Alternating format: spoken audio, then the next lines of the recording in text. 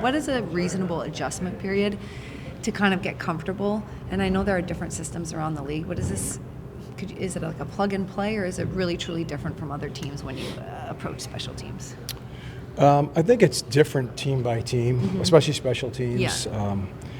A lot of teams will run, 1-3-1s or spreads depending on their personnel. But for us, with our top unit, there's really been no new additions to that group. Those guys, I think, have pretty much been here all year for the most part. The second unit, Kusti's dropped in with Lettieri.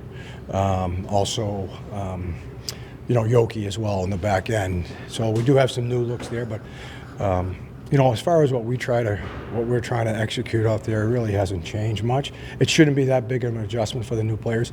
They've all played in different, whether it be in Providence or different teams, they've all played in some form of power play, be it a 1-3-1 or a spread. Yeah. Okay, thank you. Yeah. Usually at this time of the year, you don't get to practice too much, but 2 straight days of practice, a lot of practice on this trip. How beneficial can that be? Well, it's a good point. I mean, we are getting more practice time, but we also have to manage the rest as well. We're 68 games into the year, 69. I think it's 69 with 13 left, right? So, or 14. But anyway, it's about managing the practice time versus rest time. I think it's important this time of the year. Today, for example, it was the second day in a row that we practiced, but it was only 30-minute max practice today. So it's about keeping the length short and then keeping the pace up. That's what we try to do. But we can get some, especially with some of the the new players that we have here, getting them up to speed with how we want to play. It does help to balance in some more practices.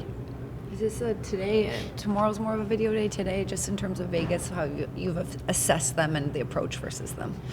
Well, we know how they play. I mean, having worked with Bruce, and the systems haven't changed much as far as their play, and they're a big, strong, heavy team. I mean, you look around the league, they're probably one of the bigger teams on the front end and the back end.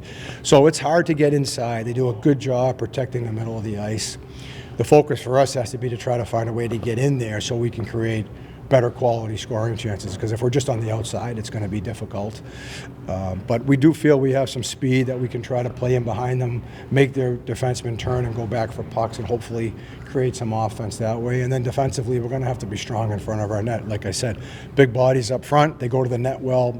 We're going to have to do a good job defending the front of our goalie, and our penalty kill is going to have to be good because their power play is running at a pretty high clip right now. And for years, the Bruins have had a really good fourth line, energizing line. When you talk about momentum in games and big, strong players and big, strong team like Vegas, how important is the role of the fourth line to make sure they bring that?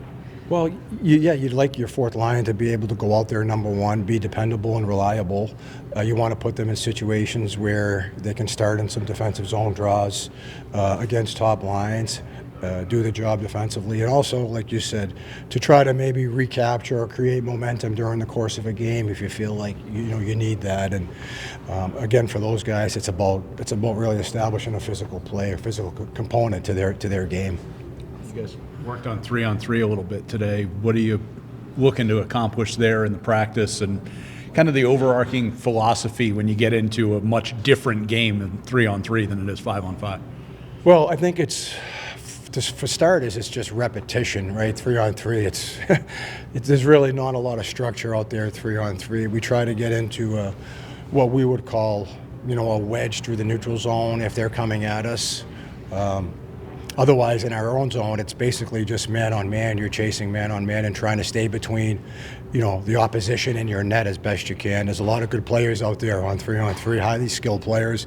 With that much ice, they're going to make some plays. So, most of the time, you just hope you end up on the right side of it. Last game, I thought we had we had a good look. We had a 2-on-1 there. And then they got a look too on the winning goal. But it really comes down to managing the puck 3-on-3, and then the line changes are critical. You can't change at a bad time because you got the long change, and if you're changing, the other team's going to counter and they're going to strike right away. think one more for me, if you don't mind, just in terms of goaltending decision. Obviously, Korpisalo had such a great game. Does a lot of thought go into that decision, or is it more like you really don't want Swayman sitting for too long, or did you think about riding a hot goaltender like he played on Monday? Yeah, I think it's we take it game by game, but there's a plan in place that we have. We try to stick to that plan as best we can. Having said that, plans change too. Yeah. So Corpy's done a very good job when he's been in there. So good for him. Okay. Yeah.